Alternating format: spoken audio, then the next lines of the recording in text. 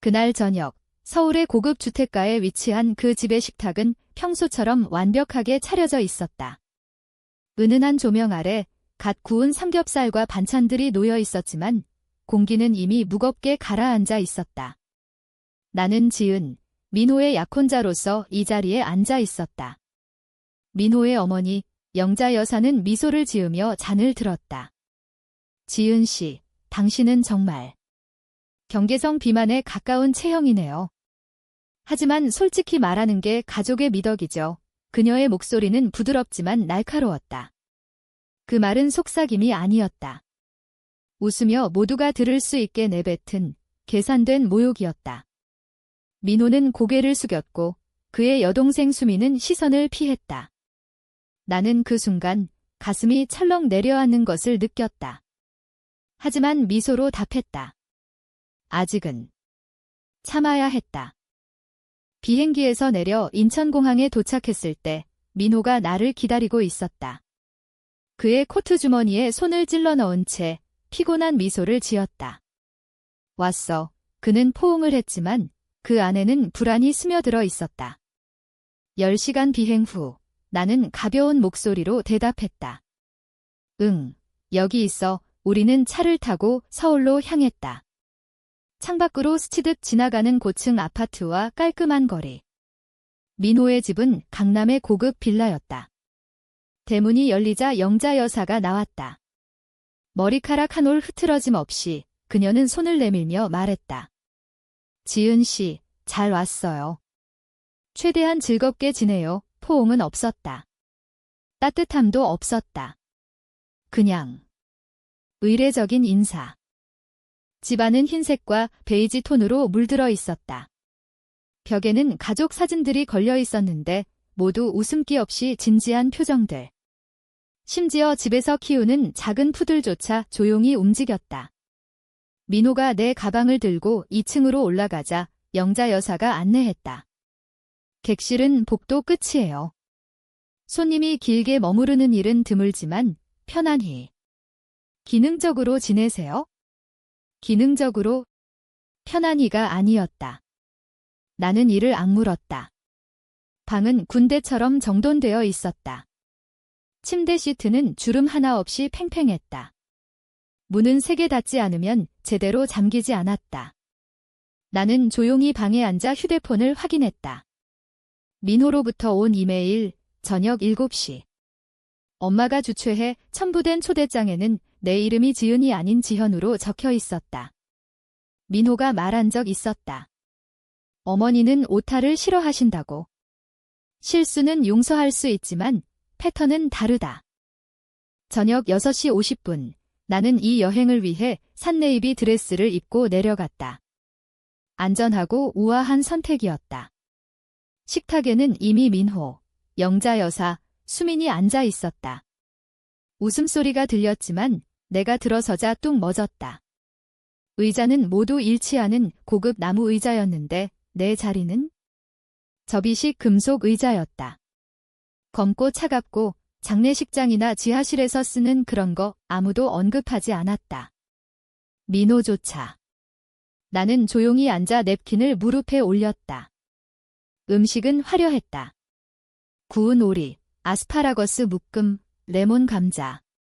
하지만 갑자기 식욕이 사라졌다. 영자 여사가 잔을 들었다. 융화의 건배, 그녀의 미소는 얇았고 눈은 나를 똑바로 봤다. 나는 미소로 답하며 잔을 들었지만 손가락이 와인 잔 밑바닥을 세게 움켜쥐었다. 융화라는 말은 문화적 조화나 가족 수용이 아니었다. 내 자세, 립스틱, 내가 튀는 모든 면을 의미했다. 영자 여사는 나를 바코드 스캐너처럼 훑었다. 저녁은 강제적인 우아함으로 시작됐다. 너무 조용하고 너무 예에 바랐다. 나는 대화를 시도했다. 날씨, 서울 교통, 황혼 무렵의 아름다운 풍경. 수미는 윤기 나는 미소로 고개만 끄덕였고 수프를 젓는데 더 집중했다. 민호의 아버지는 퇴직 후 낚시 계획을 중얼거렸지만 영자 여사가 바로 끊었다. 진심이 아니에요. 그냥 지루해서 아무도 웃지 않았다. 나는 말했다. 저는 대학에서 심리상담을 가르쳐요. 사람들이 말하는 이유와 진짜 의미를 분석하는 게 제일 재미있죠. 영자 여사가 고개를 기울였다. 흥미로워요. 사람들을 분석하며 사는 거네요. 그런 셈이죠. 언어, 권력 역학, 맥락을 통해 관계를 이해하도록 도와요. 그녀는 와인을 저으며 미소 지었다. 권력 역학. 재미있는 표현이네요. 민호가 빵 바구니를 집었다. 지은 학생들이 그녀를 사랑해. 건조한 이론을 개인적으로 느끼게 하거든. 영자 여사의 미소는 변함없었다. 그럴 거예요. 식사는 법정처럼 이어졌다. 각 코스마다 침묵의 평가. 나는 단순히 먹는 게 아니었다. 감시당하고 있었다. 물린 음식, 씹는 방식, 멈춤까지 모두 저울에 달렸다. 냅킨 배치, 버터 전달 방식. 여기는 캐주얼이 없었다. 계산뿐. 그러자 영자 여사가 앞으로 살짝 몸을 기울였다. 목소리는 맑고 가볍게 모두 들릴 만큼. 민호 약혼자는 곡선미가 있네. 경계성 비만이지만 적어도 인정은 한 해 후 순간 아무것도 움직이지 않았다. 포크, 숨결. 민호의 얼굴이 창백해졌다. 수미는 샐러드를 재배치하며 고개 숙였다. 나는 그녀를 봤지만 들은 게 맞았다.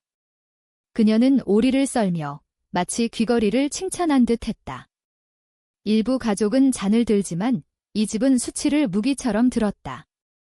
목이 조여들었지만 말하지 않았다. 물을 들어 작은 모금을 마시고 희미하게 미소 지었다. 용서의 미소가 아니라 기록의 미소. 민호가 자리에서 꿈틀거렸다. 엄마, 영자 여사가 눈도 안 들고 손을 저었다. 아, 진정해. 솔직한 거지. 가족의 솔직함은 좋은 거야. 애네 등 근육이 모두 당겨졌지만 움츠러들지 않았다. 다음 코스, 디저트가 나왔다. 섬세하게 플레이팅된 작품. 와인 잔이 채워지는데 내 잔은 그대로였다. 대신 작은 과일 주스 병이 놓여있고 밝은 노란 포스트잇, 너를 위해. 나는 눈 깜빡였다. 이게 뭐예요? 중립적으로 물었다. 영자 여사가 첫 냅킨으로 입을 닦았다. 소외감 느끼지 말라고. 이게 더 적합할 거라 생각했어. 민호가 말하려 했지만 그녀가 막았다. 누구나 한계가 있잖아. 내가 신경 쓰고 있을 테니 애턱이 굳었지만 표정은 유쾌하게 유지. 포스트잇을 천천히 떼어 접고 냅킨에 떨어뜨렸다. 주스를 열어 천천히 마셨다. 여왕의 테이블에서 싸우지 마. 스스로 말했다. 그녀가 자신의 왕관에 질식하게 해. 저녁 나머지는 거의 침묵. 포크 소리조차 조심스러웠다. 민호는 내 눈을 피했다. 수미는 표면에 달라붙은 긴장감을 모른 척했다. 설거지가 끝나고 모두 예의 바르게 인사하며 일어났을 때 영자 여사가 가까이 다가와 귀에 속삭였다. 걱정 마, 그냥 가족 솔직함이야. 다음 날 아침, 객실 얇은 커튼으로 빛이 스며들었다. 완벽한 시트에 긴 선을 그리며 천장을 보며 주방에서 들리는 칼질과 도자기 소리를 들었다. 집이 깼다. 나는 합류할 준비가 안 됐다. 어젯밤은 불길 후 연기처럼 남아있었다.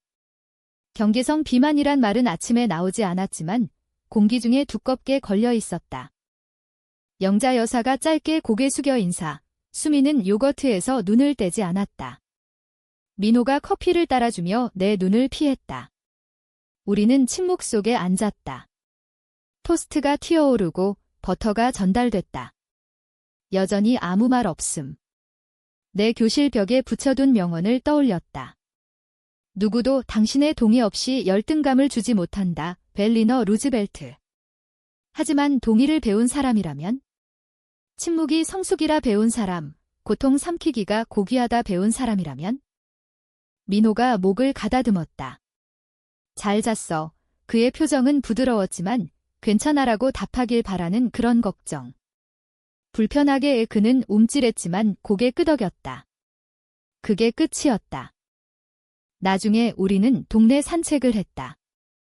강남은 세련된 뉴욕 같은 곳이었다. 깨끗한 거리, 예의 바른 이웃, 손질된 모든 것, 장미 울타리 모퉁이에서 멈췄다. 민호, 어젯밤 그건 농담 아니었어. 해로운 말이었어. 알지. 그는 한숨. 응, 하지만 엄마 스타일이야. 악에 없어. 그는 목덜미를 문지르며 멈췄다. 처음 아니야, 기다렸다. 그는 고개 숙였다. 어릴 때 매주 일요일 무게 재셨어.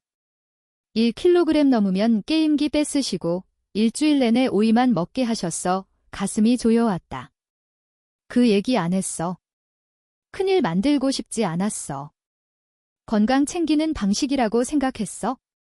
그건 건강 아니야, 통제야. 나머지 길은 말없이 돌아왔다. 점심때 영자 여사가 베이지 폴더를 들고 있는 걸 봤다. 크기, 탭이 익숙했다. 민호가 맞은편에 앉아 작은 입으로 먹고 있었다. 영자 여사가 눈도 안 들고 말했다. 민호 방에 팝타르트 숨겼지? 우리가 모를 줄 알았지만 티났어. 12살에 이미 상담받았고 나는 얼었다. 민호의 포크가 공중에 멈췄다. 그녀는 계속했다. 김 박사님은 너무 부드러웠어. 음식 트라우마라지만 어떤 아이가 안 그래, 그제야 깨달았다. 기억에서 말하는 게 아니었다. 그대로 인용이었다. 점심 후 복도에서 민호를 몰아세웠다. 그 폴더, 내 옛상담 기록, 그는 천천히 고개. 엄마가 읽었어. 인용하네. 알아, 몇 년 전 복사하셨어. 모니터링이라고. 경계선은 그녀를 막지 못해 이 중얼거렸다. 닫힌 문만. 공기가 필요했다. 밖으로 나와 집 뒤 정원으로 갔다. 장미가 너무 완벽하게 피어 있었다. 모든 게 큐레이션, 통제, 자연의 생기를 짜낸 듯 파티오 의자에 수민이 앉아 폰을 보고 있었다. 맞은편에 앉았다. 어머니가 너한테도 그래. 그녀는 올려다봤다가 다시 내렸다. 모두에게 그래, 평평하게. 익숙해지거나 아니면 그게 조언이야. 그녀는 어깨 으쓱. 가족이야. 적응하거나 문제가 돼. 나중에 석조 세욕조 근처에 홀로 앉아 모든 무게를 느꼈다. 접이식 의자, 주스병, 잘못된 이메일 이름, 민호의 침묵, 영자 여사의 정밀함. 이건 나에 관한 게 아니었다. 영자 여사는 누군가를 줄여야 했다. 어떤 여자든. 내가 민호의 여자일 뿐 하지만 나는 그처럼 되지 않을 거야.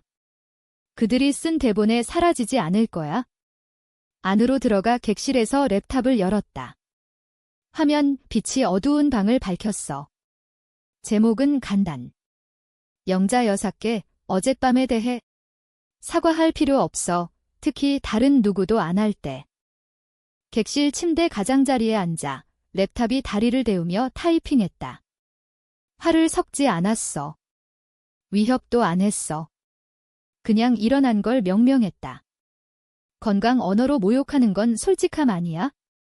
후광 쓴 잔인함이야. 식탁 침묵은 평화 아니야. 공모야. 자유롭게 말하세요. 썼어. 나도 그럴게. 존중은 양방향이야. 보내기 클릭. 집은 폭발 안 했어. 대치도 없었어. 대신 침묵이 깊어졌어. 빽빽하고 명백하게. 저녁 때 영자 여사는 내가 쓴 걸 모르는 듯 버터를 넘기며 연습된 미소. 수미는 접시에 시선. 민호가 속삭였다. 엄마 겁먹은 것 같아 냅킨 접으며 속삭였다. 그랬으면 좋겠네. 교육했길 바래. 저녁 후 방으로 돌아와 이를 천천히 닦으며 올 폭풍을 대비했다. 침대를 젖히니 나이트 스탠드에 없던 게 있었다. 연분홍 상자, 리본. 안에는 디톡스 티백 몇 개와 신부 준비 계획 인쇄지. 카드 없지만 메시지는 컸다. 오래 봤다. 상자를 들고 아래로 가 영자 여사가 캐모마일 차 마시는 주방에 찻잔 옆에 부드럽게 놓았다. 실수로 내 방에 두신 것 같아요. 그녀는 올려다보지 않았다. 도움이 안 됐나? 뭐긴 하네요. 말하고 나왔다.